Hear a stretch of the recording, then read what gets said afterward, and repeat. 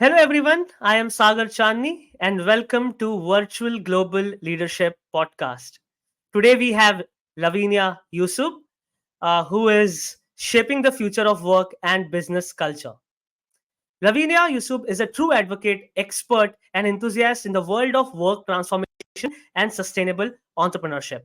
With over a decade of dedicated research and practice, Lavinia has risen as a leading voice in shaping purpose driven businesses and lifestyles that make a positive impact on the world. Her accolades are numerous. Lavinia has secured multiple awards and recognitions, including being honored as one of the top 50 remote innovators globally in 2023. Her pioneering work in culture shaping, leadership, and business development speaks volumes about her expertise. As one of the driving force behind Live It, Lavinia has empowered over 2,500 entrepreneurs, digital nomads, startups, and remote work enthusiasts to create disruptive businesses, projects, organizations, and careers. Levit is more than just a company, it's a beacon of best practices. Not only recognized as the top best workplace in Indonesia and Asia, but also the recipient of the Outstanding Employee Wellbeing Award at the Running Remote event in Montreal in 2022. Lavinia impact extends further, with her teams ranking among the top 2% globally for happiness and engagement across 100 countries. Her diverse experiences across 4 continents and 40 countries have given her a unique perspective on modern leadership, remote work culture, sustainable entrepreneurship, and human capital development. Based in picturesque Bali for most of the year, Lavina embodies the essence of a digital nomad and local independent entrepreneur. Her insights and expertise are set to ignite a dynamic conversation on our podcast as we explore the future of work and business culture together. Welcome, Lavinia. How are you? Thank you so much, Sagar, and thank you for the very generous introduction. I am Lavinia, doing well. Just started my week. It's looking like another exciting and pretty packed week.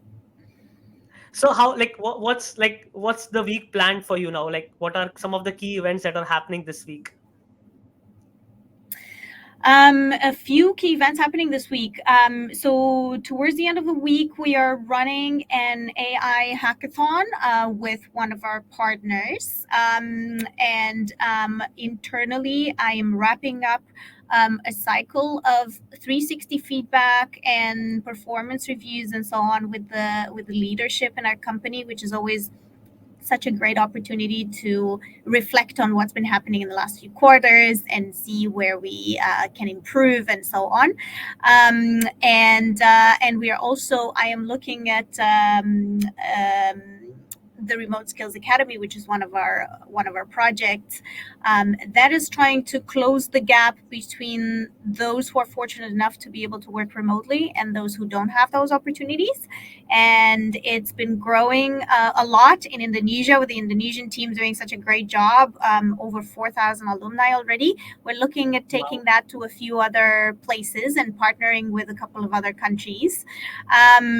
Those are just some of the things we have going on. I also have a student cohort tomorrow coming in at our innovation and co-working hub in Bali to learn about entrepreneurship in action and how that connects with sustainable development goals. And yeah, how do you get started on this journey and think of it? So those are just a few things going on.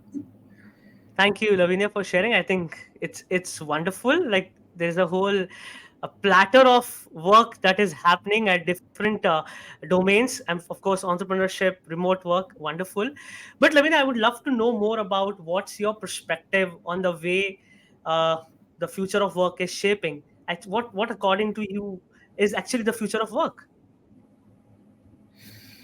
Well, the biggest well kept secret here is that the future of work is in many ways the present work, right? So many of these things that we are seeing will unfold more and more in the future are already happening. And as we all know, in many ways, the future is already here. It's just not very evenly distributed, right? Like we've got very progressive companies working on really exciting stuff, and guiding their their teams through flexible and remote or hybrid environments, having really exciting organizational structures that move away from the way organizations used to work in the industrial era and so on. And at the same time, we see many other companies or places that are largely stuck in how things used to work 20, 30, 50 years ago, right? So I'd say that's the first thing to know about the future of work. It's already here. It's just not very evenly distributed. And for some of us, it is an interesting cause to contribute to, right? To make sure it's more evenly distributed. And all these exciting things that are happening in some companies are being brought to other industries or regions and so on and so forth. Um, so what the future of work actually means is that the way work used to work 50 years, 30 years, even 10 years ago, even maybe 5 years ago, is very different from how things work nowadays and will work more and more in the future, right? And we've got a lot of different changes there. One of those big changes is that work used to be a place you went to. So remember, our parents would say, I'm going to work, right? Literally, I'm walking or taking a car or commuting to work. So work was a place, right? While right now and in the future, more and more, work is an activity, and for many of us, an experience, right? There are more and more things that are getting automated, right? And we see, we literally, if we are here and go silent, we can hear the AIs automating more and more tasks as we Yeah. speak, right? Um, and work is starting to look in a very different way. And the skills that we needed in the past and the ways we used to think about work in the past are no longer the same, right? So when we think of, for example, the industrial era, right, of a few decades ago, the the skills you needed were mostly mechanical, right? Like you probably went to your job in a factory and you put things on a conveyor belt and you just made the same movement again and again. You followed a set of very predetermined steps one by one, and then you got your work done, right? While now what's going on is we call it knowledge work, right? And I would call it learning work because knowledge these days becomes obsolete very quickly, right? It expires Mm, very quickly. mm, So we shouldn't aim to be knowledge workers. We should aim to be learners, learning workers, right? So mhm, we continuously learn new things. And what that means is that we actually don't have this predetermined steps, right? This algorithmic, to say so, type of work that we had before. We are more and more doing what many sources call heuristic work, which means we need to figure out solutions and we need to come up with ideas. We need to problem solve. We need to look at things from a holistic point of view, right? We need to yep. move randomly between task and so on, right? Different tasks. And the kind of skills, again, that we need get to be to perform well at that this type of work are very different from, oh, you just take this piece of metal and you put it on a conveyor belt and then you turn around and do it again, right? So um, the problem is that a lot of our sort of management structures, office environments, and so on and so forth were formed and shaped during those times for that kind of work. And we are still trying to do it these days, right? Like we see everyone still trying to get their employees back to the office where they can be Yep. micromanaged and surveyed and this and that and so on. And we're wondering why it's not working and why it's making people miserable and it's Mm, making everyone circulate all of those memes with waiting for Fridays and hating Mondays, right? Because those structures and those habits and the way we used to think about work, even when you think of like the 9 to 5 schedule, right? Or 5 people reporting to one manager and 5 managers reporting to another bigger boss, and so on and so forth, those are based on very different realities that are no longer there for many of us. So we feel overwhelmed, we feel miserable. And what is really happening, and what is my true belief, is that humans, us, we will continue to work for a long time, even when most things are automated and outsourced, and we actually don't need to do much work, right? Like we can envision a pretty near future where that would be the case for some of us. And I truly believe that many of us will continue to work because work fulfills all kinds of very human needs, like belonging, the need for meaning and purpose in life, to contribute to something that is, bigger than yourself, to do something meaningful, to do something helpful for others, and so on. So it's a human way of self-expressing, right? And it's not going to go away, but the way it looks right now, it makes a lot of people miserable. So when we talk about the future of work, we talk about how do we reinvent the ways in which we're working so we can continue doing these things that fulfill this very deep human needs that we have, but in a way that makes us happier and doesn't destroy us, which is the case with, unfortunately, lots of people around the world. Wow, Lavinia, thank you for sharing that. I'll be deviating slightly from the topic because you have gained so many insights. I've just made note of it as well.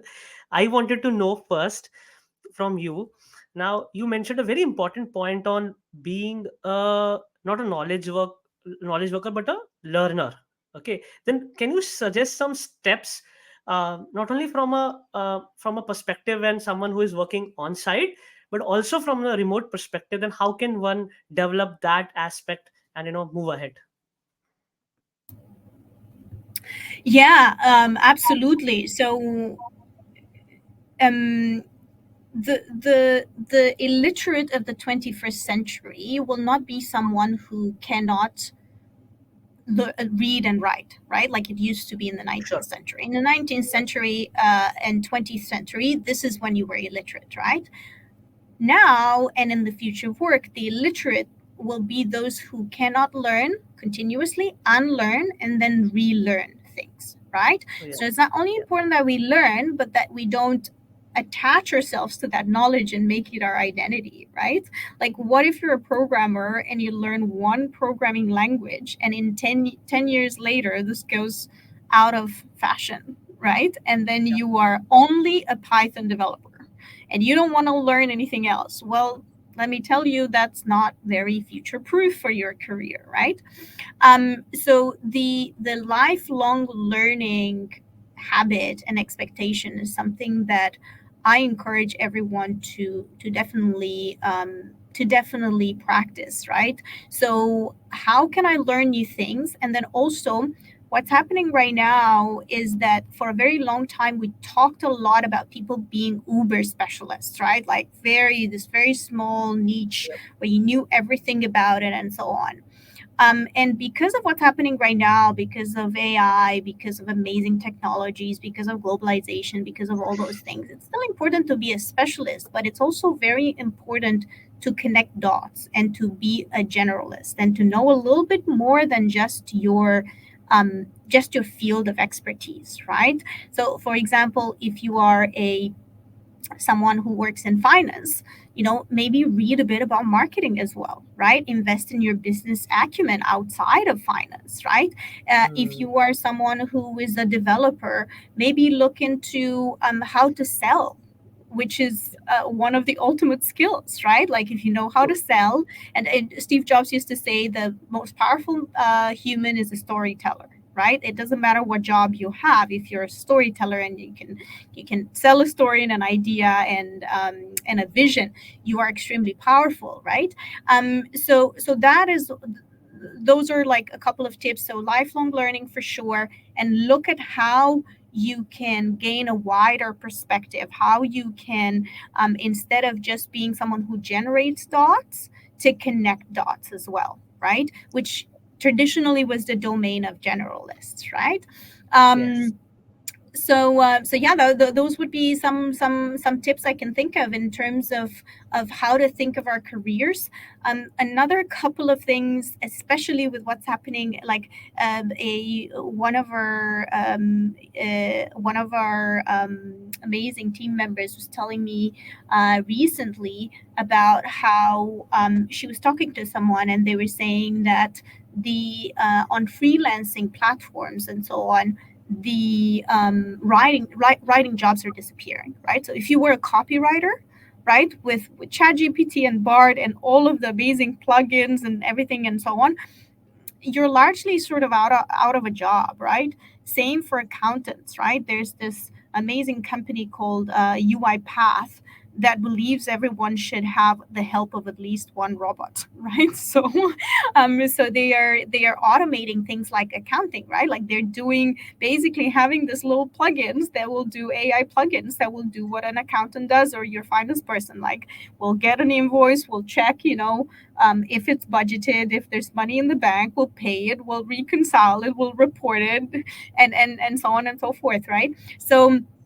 So what we need to look at more and more is, how do we future proof our skills and how do we future proof ourselves? Yeah. And obviously this is very industry specific for every person, but at the same time there are a few things that I believe really do help people future proof themselves, and we can mention a few of them. One of them is the ability to focus and monotask, right? Hmm. Multitasking is a big lie, is a very big lie. It turns out we Yes. can't actually multitask. We are just switching context between tasks, and it's not good for deep thinking. It's not good for knowledge work, learning work, whatever we want to call it, right? So everyone's attention spans are becoming similar to a TikTok loving Goldfish. squirrel. Yeah. Yeah. Yeah. um, so if you want to differentiate yourself, learning to monotask and learning to focus, put yourself on airplane mode, right? Like, put notifications on airplane mode, put yourself on airplane mode, and gain some deep focus and be able to work on something that is actually worth solving, worth working on, is a way of future proofing yourself, right? As everyone around is sort of getting their attention span numbed with everything that's going on, right? So that is one thing. Another thing is to accept change. So what we see around is a more rapid speed of change that we've ever seen in the history of the world, right? And not only that things are changing so fast, but things are really finding their way to us very fast because we're hyper connected, right? Yes. So yeah, basically making sure that you are hyper connected, but you are also able to to kind of focus, to discern information and see what's valuable and what's noise, right? Yeah. And then also not fearing change, welcoming change into your life, and not seeing it as the enemy, seeing it as something that you can not only survive but thrive, is very valuable. Thank you, Lavinia, for sharing that. I also want to know more about, were you always sure that you want to start Live It and Remote Skills Academy, or how this transition happened? How did you gain that clarity that this is the right step for you? The reason why I'm asking this question to you is, there would be a lot of viewers who want to, let's say, transit into the remote work domain. So that will help them. So please do share your journey. Yeah, it's actually, I'm glad you asked. It's always an interesting question. So I actually something I always share is that did not actually set out to be an entrepreneur or to be in tech or to be a leader or to be any of these things, right? A future of work enthusiast, expert, all of these things we can say I am, right? An interesting thing in today's world is that we are all multiple things, right? Like before, you used to be a designer, an engineer, and that's, that was your full identity. Now we're all just like slash things, right? Yeah. um, so so I didn't set out to be any of these things. I actually started my career in a bank in business development and sales. And I then switched industries to NGO work, research work, then event management and consultancy. And basically, what I was doing is that I showed up to work every day, wanting to do excellent work, right? And put in good work and see interesting things happening. And then in the process, I kind of realized that I can get people together around an idea or a vision or a different version of reality or the future that we can create or shape together, or even a simple project that has certain KPIs and expectations, and sort of head in that direction and deliver on that. So, about 10 to 12 years ago, I started basically teaming up with people who had a similar vision and sometimes or oftentimes complementary skills, because that's very important, right? And we sort of got to work. And with Live It, my business partner was actually the one who came to Bali, moved to Bali first, and started Live It. And about 6 years ago, he moved back to Europe and focused on a different business. And I had the vision or the concept for the current hub that we have right now, the innovation tech and co-working hub that I'm actually sitting in right now.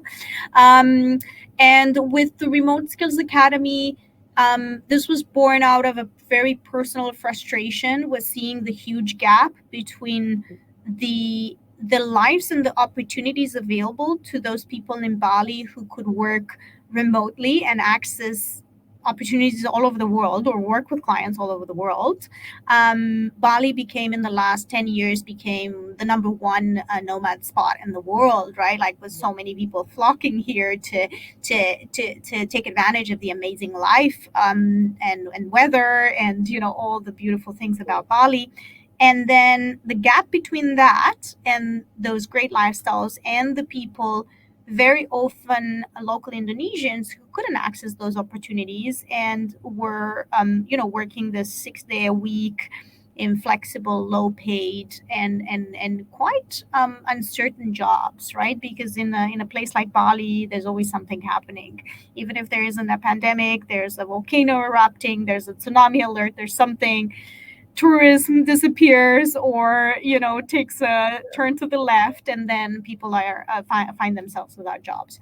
So that was the initial gap that I noticed, and that was frustrating for me, right? Because it didn't feel fair, and it felt like nobody teaches remote work. Like nobody comes and says, Sagar, this is how you do it. Like you go to the remote work university, right? And you figured Yeah. out how you do it. So I was like, why don't we build something to actually address that gap, right?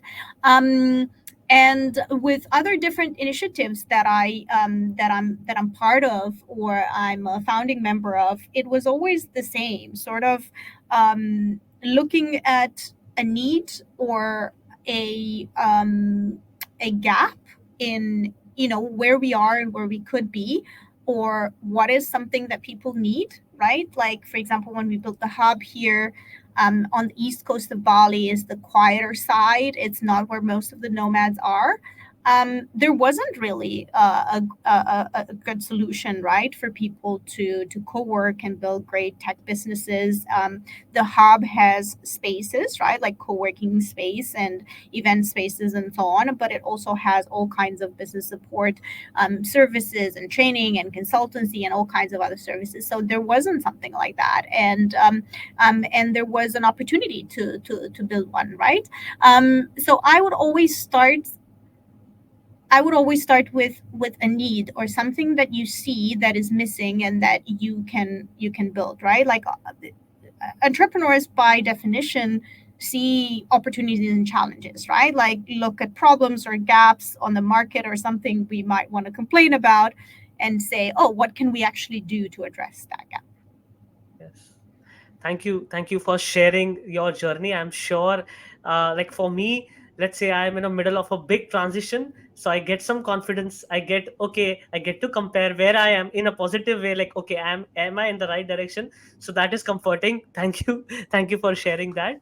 uh, Also, I would love to know more about, how can remote leaders, especially in the rapid changing environment, what are some of the suggestions you would like to share with them, to be more, let's say, efficient for themselves as well as for their teams? You mean at more at an individual level or at a team level? Both, because at an individual level they will have to, maybe you can share, how your journey as well, because I just learned also that you have built an alumni of 4,000 members. So I would love to know more about how did you manage that as well. Yeah. Yeah. So yeah, I think there's a few different directions or angles we can go into in there, right? Sure. Like in terms of personal productivity, in terms of like building remote cultures and so on. So we can, guide being here, we can start with one and then we can see where we go. Sure. So I think in terms of being a remote entrepreneur, remote worker, remote anything, one important thing is personal both discipline and work life balance and boundaries, right? So you see lots of people diving into the sort of building something remotely or even working remotely for clients or for one company and getting lost, right? Because work, all the boundaries are blurred when your work can always be with you. It's always beeping Yes. on your phone. Your laptop is always in your bag and so on, right? So I always really highly advise a couple of things. One would be to have good habits and rituals, to have some sort of a transition between work and life. So this used to be commuting. And everybody hated it, but it actually had one good use, which is that we mentally transitioned to and from work, right? Like we were Hmm. like, okay, I'm going to work, so I'm preparing to get there, and then I'm going back, right? And now I know people who are have a meeting at 9 and wake up, have an alarm for 8:58 and literally tune in, especially if there's no camera, right? So there's Hmm. no transition anymore, right? Everything is sort of blending in. You're taking meetings from your bed, from your lunch table, from the beach, from wherever, right? And while that is great, and having that flexibility and that ability to do that is oftentimes a privilege, it also creates an environment ripe for burnout, right? And we see it both with employees, freelancers, entrepreneurs. It cuts across all different types of roles. So I highly advocate for dedicated time for work, whatever that works for you. Most people are very productive, towards late morning. Some people are very early risers. They're very productive in the early morning. Some of them are in the afternoon. Some of us are whatever. Some of us are night owls. Whatever works for you, put that time aside and, transition to and from it. Try as much as possible to use I don't know, different tech if you can. I know that's hard for a lot of people, right? But at least different browsers, right? Different users and so on. Try to have a little, you're starting work, have a little ritual, make a tea, make a coffee, bring in your work keyboard, whatever it is, but Yeah. mark that somehow so your brain knows that you're transitioning in and out of work. Do try to have cutoff times. I really, really recommend that. And it sounds counterintuitive for entrepreneurs because we're really fired up. And I know that in the beginning of a business, it's like sort of being the parent of a very small baby. It might be really hard to set those boundaries. But as the business develops and stabilizes and you start hiring a team and it grows, do have cutoff times, because otherwise you've exchanged the 9 to 5 to work the 5 a.m. to 9 p.m. and sometimes 12 a.m., right? And that is sustainable, but only for a certain amount of time while the fire in the belly is really strong and you really want to do all those things. And then at some point you burn out and you need a bunch of months out, right? And that equals out to taking a little bit of time off every every week or Yeah. weekend and so on, right? So I really advocate for this kind of work-life balance, boundaries, and so on. We are all experiencing communication overwhelm, Hmm. and we also live in a culture of sort of idolizing the idea of hustle and wanting to be ultra responsive and all of those Yep. things. They're not sustainable. They're not sustainable. You may need to do it for a sprint, for a very urgent project that you want to get out the door. Feel free to employ these tactics for a Yeah. determined period of time, but don't make that your lifestyle, because I believe a lot of us are in the long game, right, of entrepreneurship, in the long game of innovation and technology and whatever it is you're in. And if you want to be in the long game, that's not sustainable. So that's one thing. Also having a dedicated sort of mental and physical environment for work does help focus, and it helps you to be more productive. So don't fall into the trap of, I know a lot of people who are never really fully working and never really fully not working, if you know what I mean, right? Like they're Yeah. working and then someone pings them and they're looking for movie tickets, and then they go back to the task, and then in the evening they're in their free time, but then someone calls from work and they just do this one little 10-minute thing, that could absolutely wait until tomorrow. Sometimes it can't, and that's good to Yep. do, but sometimes, most of the time, it can. Most urgency, I believe, is manufactured. 90% of urgency is manufactured. It's things that Wow. we think are urgent or someone else thinks is very urgent, because sometimes they haven't done their own work on time, right? They haven't told you ahead of time that they need this and that. And it's good to have to look at these things critically, right? And be like, can I really do a lot of good work in whatever it is you want to work a week, right? Like there's a lot of organizations going into the 4-day work week, so 30, 35, 32, 40 hours. Have a number that works for you, and Yeah. and um and especially in a remote environment, especially if you're also sometimes traveling, or in between different countries, in between different regions, and so on. So that would be something on the, let's say, personal boundaries and productivity front.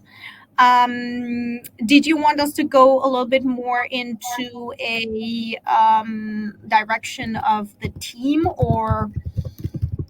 Yeah. Yeah. Please, please, direction from the team. I think that is important for remote leaders. Yep. Yeah.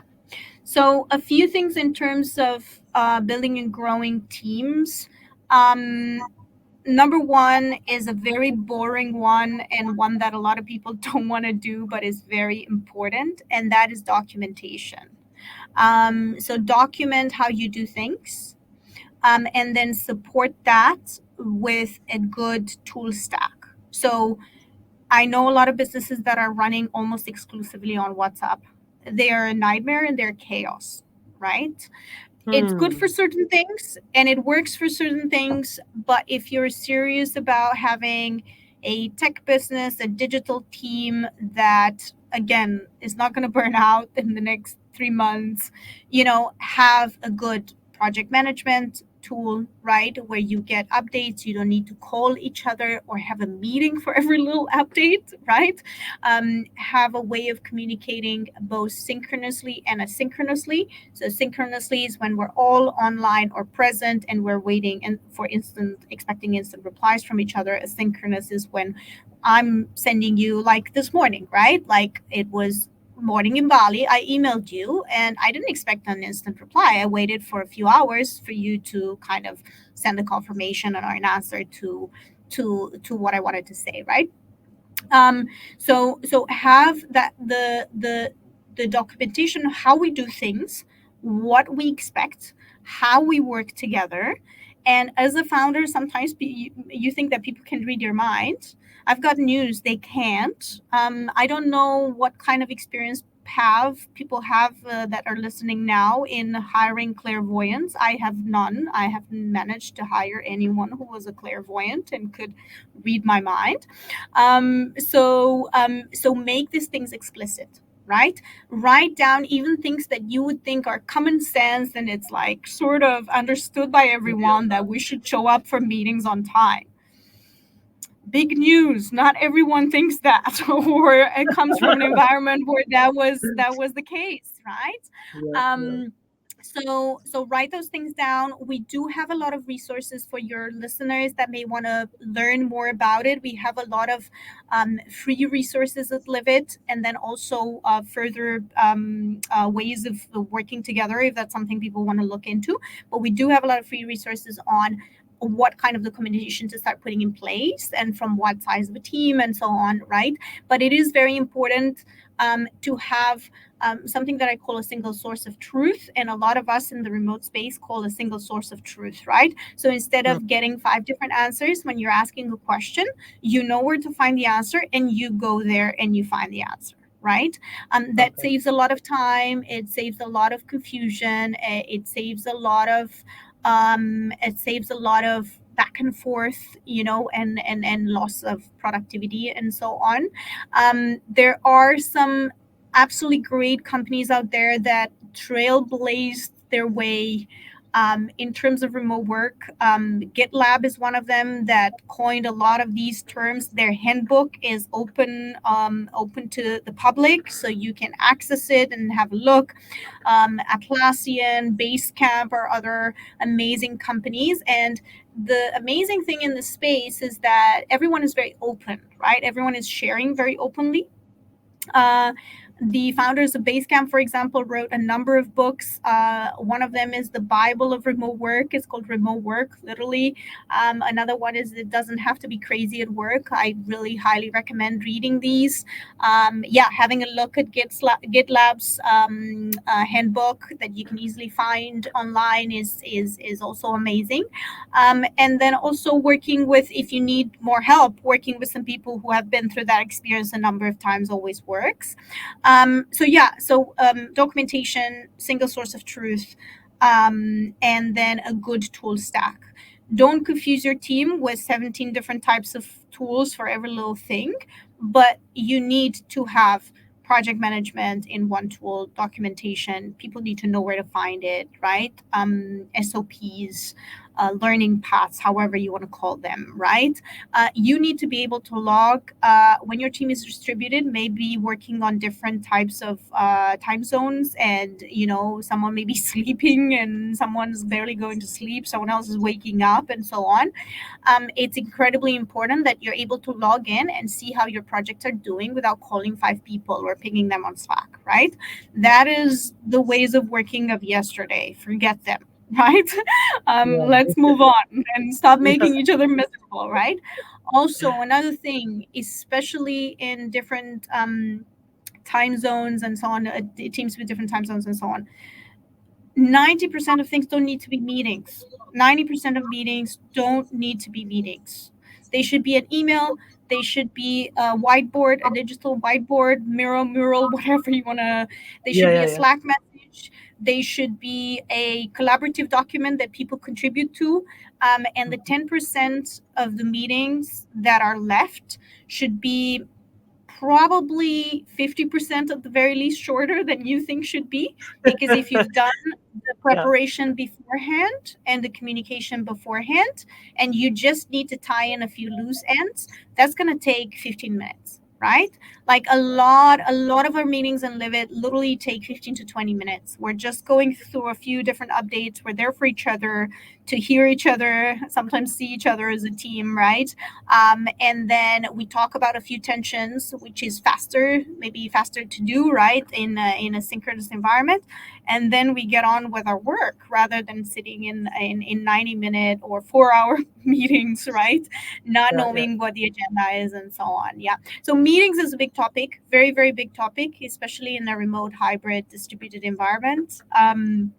They need to be used very carefully and only when highly necessary.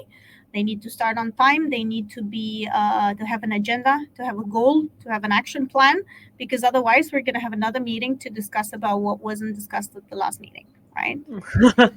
Yeah, that happens. Yeah. Thank you. Um, Yeah. another thing that I would, when we're talking about building remote teams and so on, so another big topic that I think is worth um, kind of mentioning or spending a couple of minutes on is human connection and well-being, right? Remote work can be a very isolating, a very lonely experience for a lot of people. And there are different ways of tackling this, both at a team level and also at an individual level, right?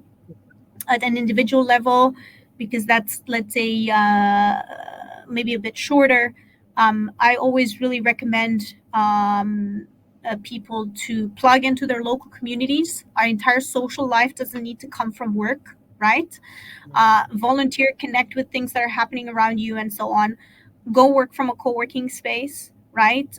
Meet up people that happen to be in your region, or people that are part of different companies but maybe like-minded, and so on. There are a lot of co-working spaces that allow you to participate to their events even if you're not a member, right? So if Yeah. you prefer to Yeah. work from home, plug into those communities. At a team level, a few things I would say is, if you're doing remote well and you're not running 6 hours of meetings a day, which I highly recommend you don't, Yeah.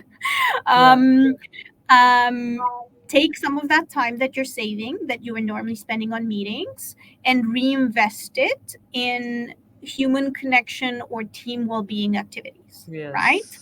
A Yes. few things that we do at Livid, we have budgets for those kinds of things. So we have a well-being budget that people can use to do things and make them, get them out of looking at their screen, and get them out and doing whatever it is they love.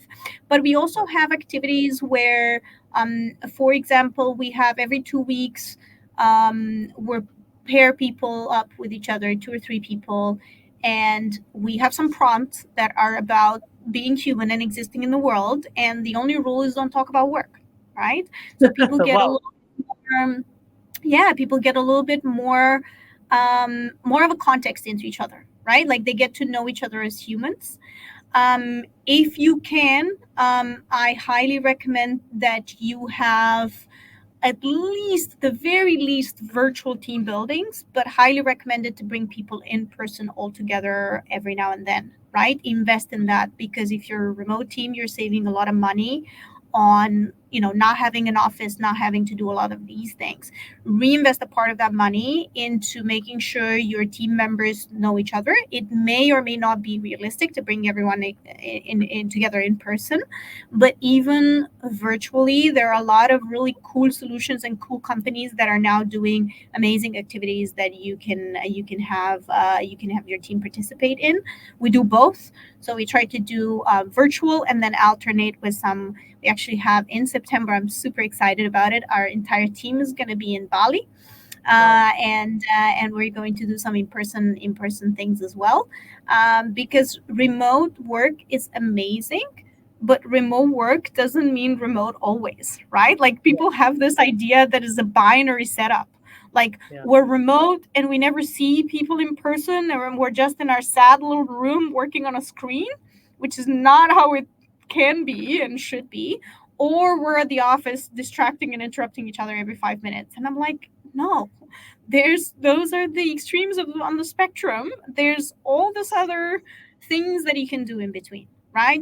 Using co-working spaces, connecting with people, being meeting in person as a remote team, switching back and forth, right, between setups and so on, or finding a hybrid setup, which could mean you're still remote from your team, but you're working in a co-working space or in a co-located office, or meeting up with people in your area, co-working with them at a coffee shop one day or whatever.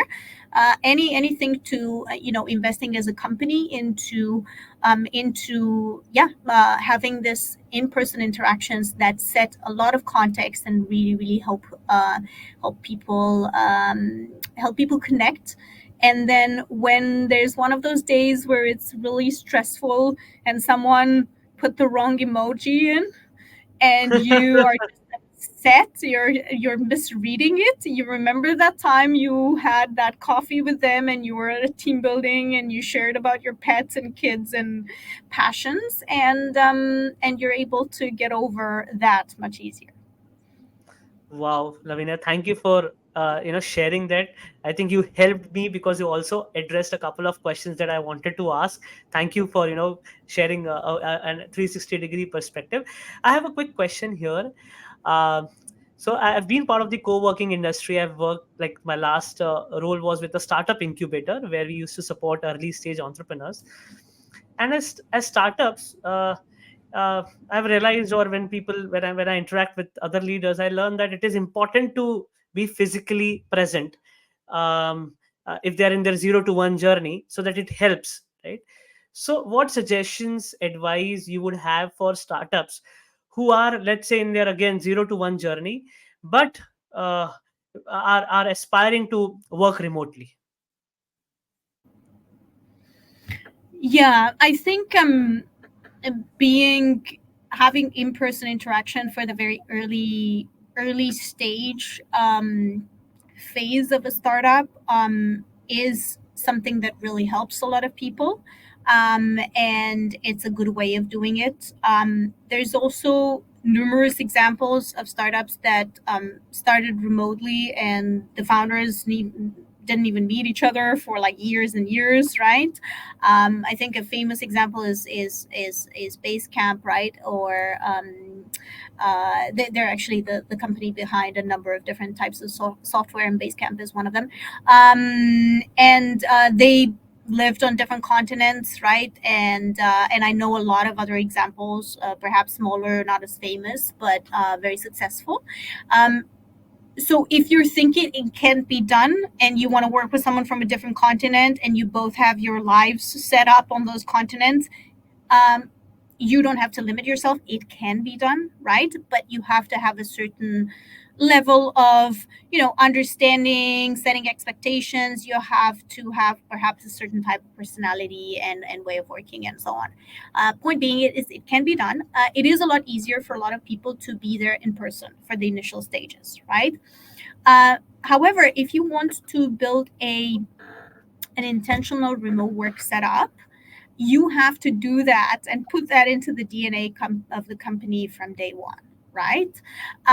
So if your intention is we will get together and we will do the ideation and ship the MVP and do all of those things in the first few months with each other in person because it's just simpler, but eventually we want to be a distributed company, you have to build it like that from the beginning.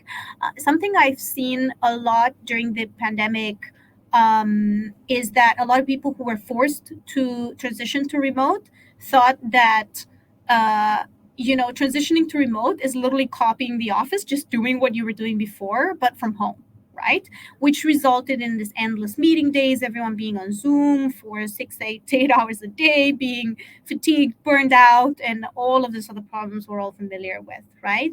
Yeah, And also people needing to work overtime to get their work done, which is, by the yeah, way, not normal. None of it is normal. You shouldn't spend your whole day in meetings and then have to work in the evening or early in the morning before your family wakes up to get some yeah, work done, right? That's yeah, not how this should be. So don't make that mistake. Don't make that mistake of thinking that, oh, we're just going to be in person now and then we're going to transition to remote and do exactly the same thing and then it's going to work great, right? So we circle back, right, to all the things we talked about. Start putting documentation in place right away, right? Like document, write down how you do things. What do you expect of people, right? What are the values of this company? They may seem very obvious to you. It's like, yeah, of course everyone should work remotely. Of course we care about impact. Not so obvious for other people that just walked into the room, which is the case with a lot of the people you will hire, right? yeah, So start early on those things. Hire people. So hiring is another very big topic in remote and flexible teams.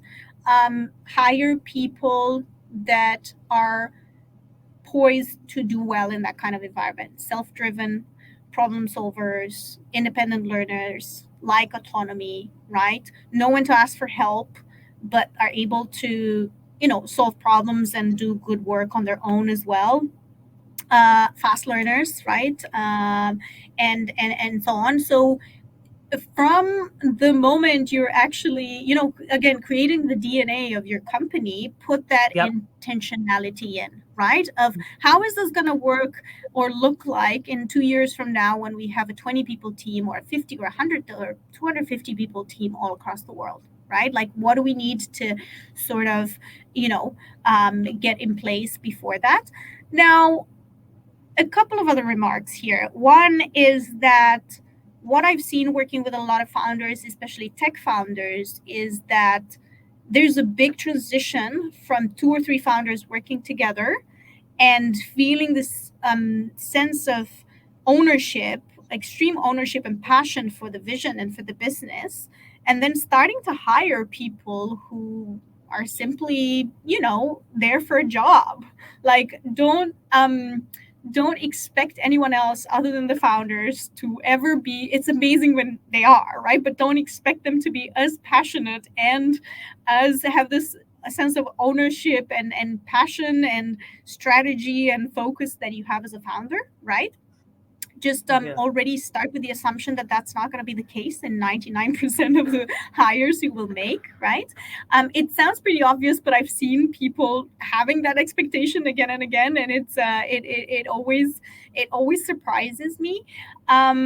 So that's one of them. And then also, I think, if you're thinking of it, it depends how you're thinking of your business growth.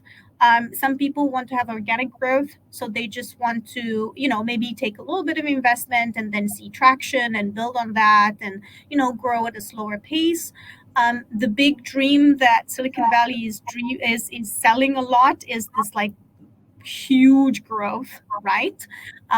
Of where three people and then we're 1,000, right? If you're going down that path, you can already assume that your systems will implode every 3 to 6 months, right? So Mhm. expect that Mhm. because it's going to happen, right? If you're doubling in size every quarter, every other quarter, that is what's going to happen, right? And you better get on a team early on, get them on, with the purpose of rebuilding those systems and, onboarding people and training people and maintaining the systems, the tools, the processes that you need to work together. But yeah, we're Thank veering you. into yet another discussion about, taking capital or not, and growing organically. All of those topics around. I don't know if you've come across this debate of unicorns versus camels, right? Yeah. Which is an interesting one right now. So back to you, to wherever you want to take this for the next few minutes we have left. Yes, yes, Lavina. No, no. I think after listening to you, I see that I have questions for you that will go for like next 3 4 hours. But I'm sure. I mean, we'll do one more podcast for our viewers. We'll covering a different topics. One final question I have before we end this conversation is, um, one thing is finding a job, and other thing is building a career. And if someone who is really passionate and wanting to build, who has an experience, who has seen had experience and worked in a couple of companies and wants to transit to a remote, let's say, way of working, what suggestions you would have for them? I think that would be helpful. Yeah. In terms of finding a job or in terms of preparing to transition to remote? Preparing to transition, and of course, then first steps he or she can take to find the right role. Yeah, there's a lot in there. So I would say, again, we've just talked a few minutes ago about how a good, intentional, sustainable remote work setup is quite different from an office environment.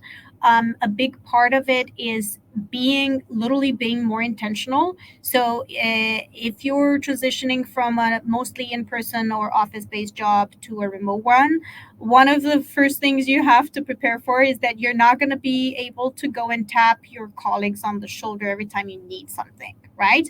You're going to have to get used to the systems, the documentation that is in place, the information that already exists.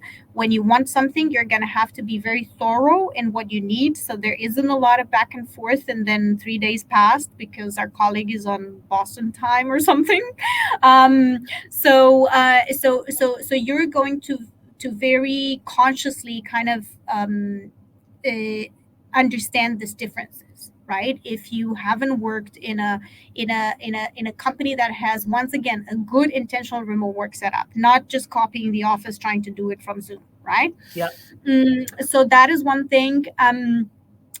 The other thing, if I am to hire, let's say, a fairly senior person that has not worked remotely a lot but wants to have a job in a company like that, I've already told you what are the things I would be looking for, right? Yes. Like problem solving, autonomy, self-driven, learning, solving more problems than asking questions, right?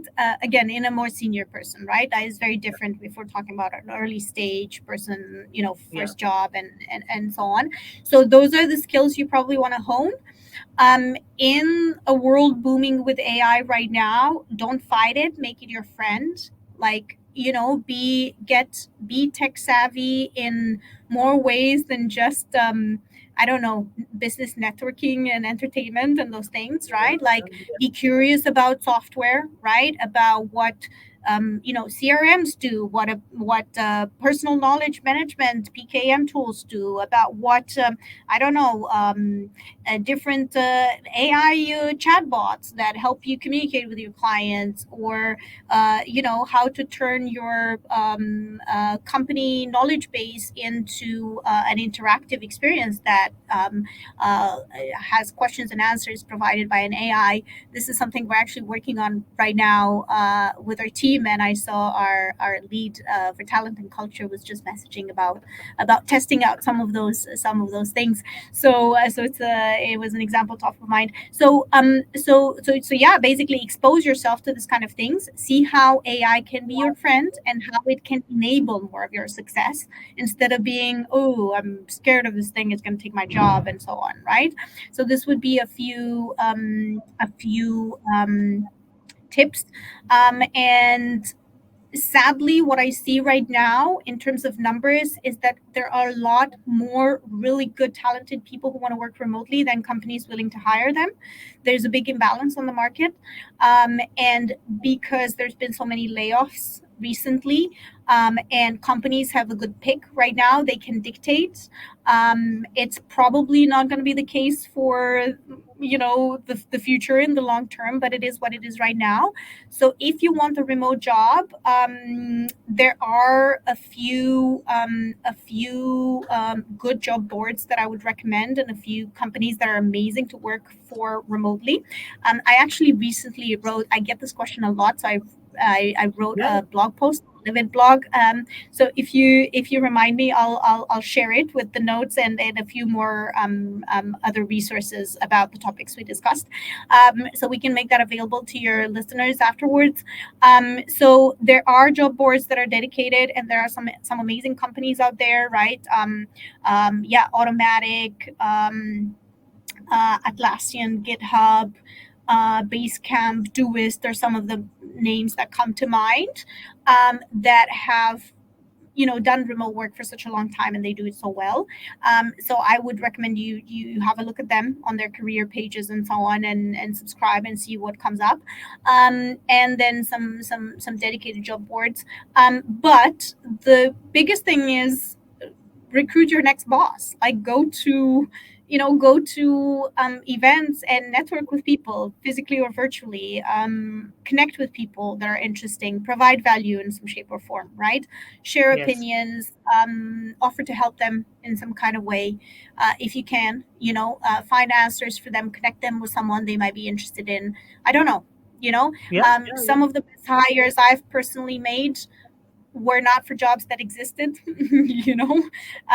This person basically created their own job because they proved to be so passionate about what we do, and have potential to help us grow, right?